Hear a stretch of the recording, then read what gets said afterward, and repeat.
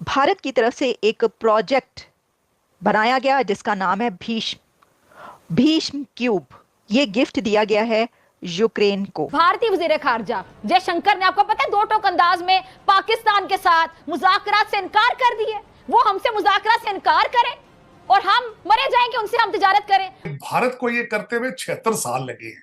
आप ये देखें कि वहां पे इंडियन इंस्टीट्यूट ऑफ टेक्नोलॉजी से लोग पढ़ के जा रहे हैं और पूरी दुनिया पे हुकूमत करते नजर आ रहे हैं। Portable hospital including an operation theater, X-ray machines, ventilators, and facilities for treating various injuries. The Bhishma Cube is a comprehensive solution for disaster management. वो अपने भारतीय डायस्पोरा को प्रमोट करते नजर आए, वो भारत की करेंसी को प्रमोट करते नजर आए, वो यूपीआई को प्रमोट करते नजर आए।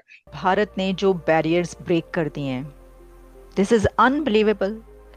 सैल्यूट टू इंडिया और इंडिया की ह्यूमैनिटी के लिए वो सोच कि जिसकी वजह से भारत को फार्मेसी ऑफ द वर्ल्ड कहा जाता है। और आपके मुल्कों में होता होगा कि आप इस तरह नहीं मिलते, लेकिन हम इस तरह मिलते हैं। एक प्रोजेक्ट है भारत का जिससे पता चलता है कि इंडिया की जो इनोवेशन है और जो इनोवेटिव माइंड है वो कैसे काम करता है।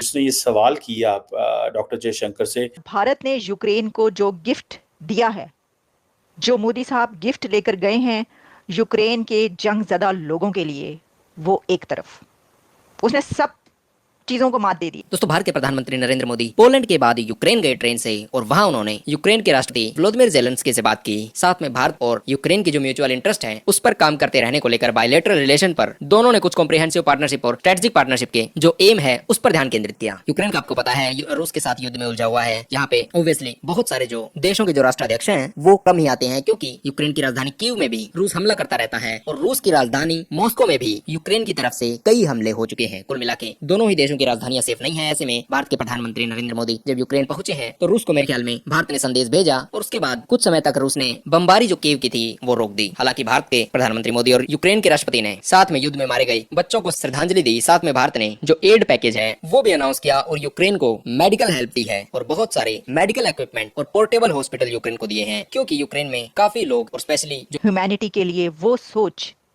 कि जिसकी वजह से भारत को फार्मेसी ऑफ द वर्ल्ड कहा जाता है। इंडिया वर्ल्ड फार्मेसी ने एक और कारनामा अंजाम दिया। जैसे कि आप जानते हैं कि प्राइम मिनिस्टर नरेंद्र मोदी इस वक्त कीव यूक्रेन में हैं। उनकी मुलाकात भी हो गई है, मीटिंग भी हो गई है प्रेसिडेंट व्लादिमीर ज़ेलेंस्की के साथ।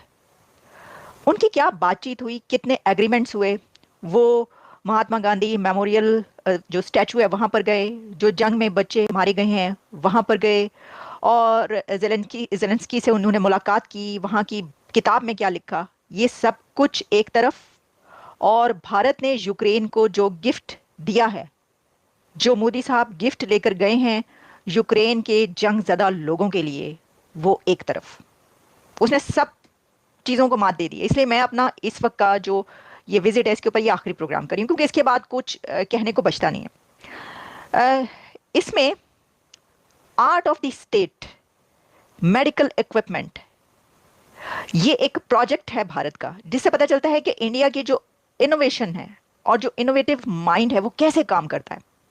ह्यूमैनिटेरियन क्राइसिस में जब भी कोई मदद की जरूरत पड़ती है तो भारत हमें हमेशा सफे अव्वल पे नजर आया है, टॉप ऑफ द लिस्ट नजर आया है मेडिसिन के मामले में। और अब भारत की तरफ से एक प्रोजेक्ट बनाया गया जिसका नाम है भीष्म भीष्म क्यूब। ये गिफ्ट दिया गया है यूक्रेन को, और ये जैसा मैंने कहा कि art of the state hospital है, इक्विपमेंट है, portable hospital including an operation theatre, X-ray machines, ventilators and facilities for treating various injuries. The Bhishma cube is a comprehensive solution for disaster management. Truck के truck वहां पर मौजूद थे जो नरेंद्र मोदी की तरफ से व्लादिमीर ज़ेलेंस्की को दिए गए, यानी इंडिया की तरफ से यूक्रेन को ये एक इतना बड़ा गिफ्ट दिया गया है। ये एक भारत हेल्थ इनिशिएटिव है और मेडिकल बॉक्सेस थे जो दिए गए। खैर उस पर भी बात करते हैं। सबसे बड़ा जो सवाल उठा और उस पर बड़ी कमेंट हुआ वो आई थिंक एक बीबीसी का रिपोर्टर था, आई डोंट नो वो रिपोर्टर कौन था, लेकिन मेरा ख्याल है बीबीसी का रिपोर्टर था, जिसने ये सवाल किया डॉक्टर जयशंकर से कि नरेंद्र मोदी जो हैं उन्होंने क्यों हक किया मोदी उससे पुतिन से। तो जिस पे डॉक्टर जयशंकर ने कहा कि ये हमारा जो पार्ट ऑफ वर्ल्ड है जहाँ पे हम रहते हैं इंडिया में, वहाँ पे कल्चरल कर्टसी होती है। इन कल्चरल कर्टसीज के आप जिस बंदे से मिलते हैं तो आप इस अंदाज से मिलते हैं। तो मोदी दुनिया में जिस लीडर को भी मिलते हैं, जहाँ भी जाते हैं, इसी अंदाज से मिलते हैं। सो इसको आप नेगेटिव कॉनोटेशन में ना लें। और आपके मुल्कों में होता होगा कि आप इस तरह नहीं मिलते, लेकिन हम इस तरह मिलते हैं।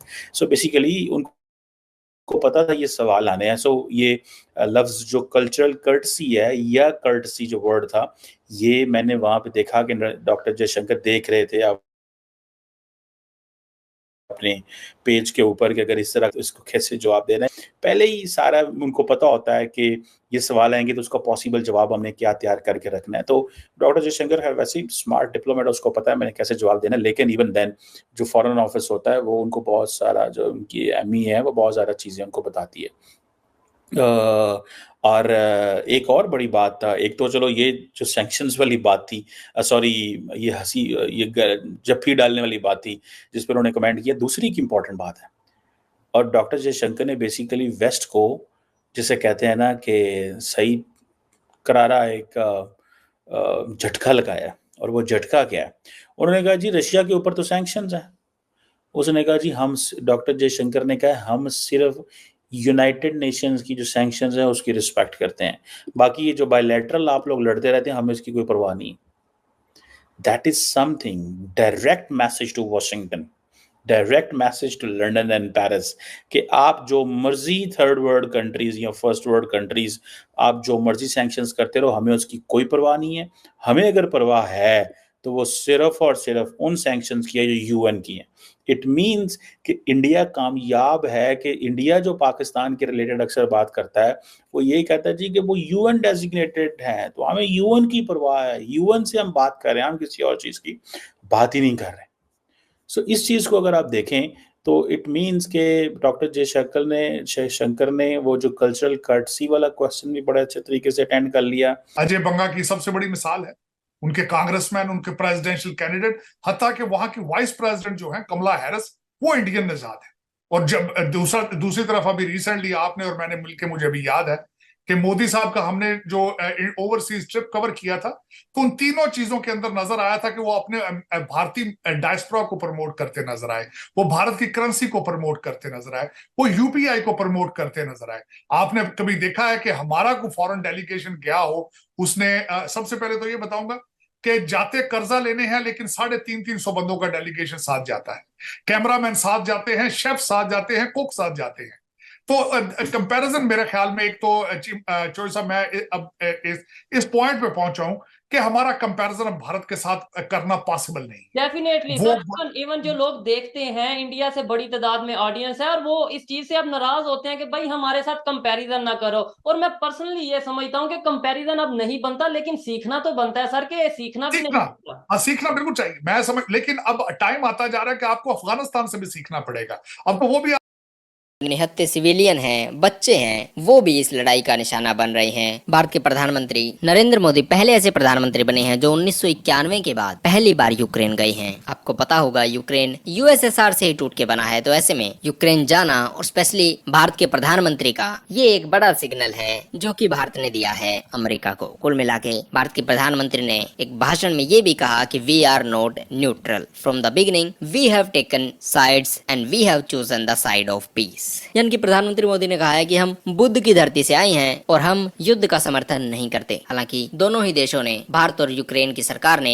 इंटर गवर्नमेंटल कमीशन के तहत काफी प्रयास किए हैं जिससे कि दोनों देशों में bilateral trade pre conflict level पर पहुंच सके और दोनों ही देश साइंस एंड टेक्नोलॉजी और कल्चर के क्षेत्र में इंटीग्रेट करके मानवता में अच्छा योगदान दे सके। हालांकि जो ज़ेलेंस्की है उन्होंने रूस को लेकर भारत पे आरोप लगाया है कि भारत उनका समर्थन कर रहा है, लेकिन ये सबको पता है कि भारत सिर्फ और सिर्फ शांति का समर्थन समर्थन कर रहा है। और मुझे लगता है कि नरेंद्र मोदी ने अपने भाषण में ये बात अच्छे से कह दी है। साथ में एक बात और देखने को मिली कि यूक्रेन में भारत के प्रति और भारतीयों के प्रति एक नेगेटिव इस समय माहौल बनाया जा रहा है सोशल मीडिया पे, जिससे कि जो भारतीय यूक्रेन में रहते हैं उनका कहना है कि उन्हें कई बार ताने सुनने पड़ जाते हैं जिसमें कि उनकी कोई गलती नहीं होती है। इस दौरान प्रधानमंत्री मोदी को एनएसजी कमांडोज ने बुलेट प्रूफ शील्ड से भी कवर किया था जब वो गांधी जी की प्रतिमा को फूल अर्पण करने गए हुए थे। ऐसे में एक बात स्पष्ट हो जाती है कि भारत और यूक्रेन के संबंध जो हैं वो इतने मजबूत नहीं हैं जितने होने चाहिए, लेकिन प्रयास जारी है भारत की तरफ से।